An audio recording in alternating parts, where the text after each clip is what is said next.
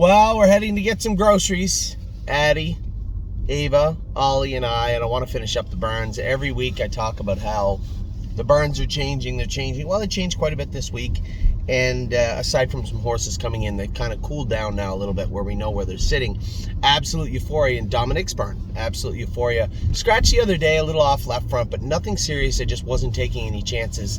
I don't foresee there being any problems. Even if there is a line in her knee or something like that, it's really not going to slow us down as far as overall what we wanted to do with her. This filly was going to need a rest, as we wanted to have her ready for those numbers of 2 series in March, and this won't change any of that. And it may be a pus pocket or a bruise or a million things. We have no confirmation of anything yet. We'll know tomorrow morning when she's looked at. Walking sound and seems fine in the stall. Carter Michael Dio is back in now and going, and Carter is as big as a bus. Who else do we got here? Crantini is coming back in about a week or two to Dominics. He looks great too. We jogged him a little bit as he was recovering from his castration. The horse looked fantastic. Cunning Connie looks good training right now. All systems go with Cunning Connie. What you doing, babe?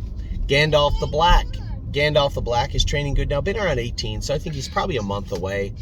Horn Player also training in 18, but 17, 18. She looked amazing the other day training. Lady All-Star is almost ready to start training back again. Landing Pad, again, I'd said in an opening video, that horse is probably going to hang out around, or I think the 3-year-old video, probably going to hang out around 215 to 220 until he tells us he's ready to start moving forward. Very happy with Landing Pad. LD's Patrick looks, to me anyway, is on the cusp of getting back on track. We'll see if that starts on Monday. Matt's MVP is going now. The other day, had the outside. James just took him in the back and raced him. We'll see if we can get a couple of lines on him, and then we're going to reassess how he's doing. My 1% made the break the other day. A little shocking to me. The horse seemed like he trained good, and James said he came out of the gate good, and then he just rolled off. James thinks his feet are bothering him in the race.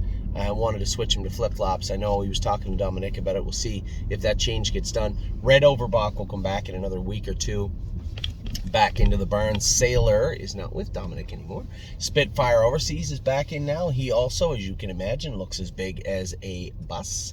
Stay Close, I think, is really on the cusp of a win. He looked very good last week in the warm-up, looked great in the race, but never really got the opportunity to race, and that's how far we are from the grocery store. Unbeatable Kemp finished second the other day, or third in the mud, then made a break the other day when it looked like he was going to be a winner. I think he's sitting on a good race. I think that will be coming up on Monday. And very interested to watch both him and Stay Close race. And then White Tiger, second the other day in his bed. Is that your favorite horse? White Tiger? He's racing tomorrow. Yeah, get your fingies out of your mouth. So White Tiger racing tomorrow in Ontario. That's Dominic's barn. I'd like to get all the barns done really, really quick. If you give me another 8 minutes, children, I'll get them all done, and then it's done, 8 minutes? done. Oh, boo-hoo, 8 minutes. Yeah, you'll live. Back now in a second with Mario's.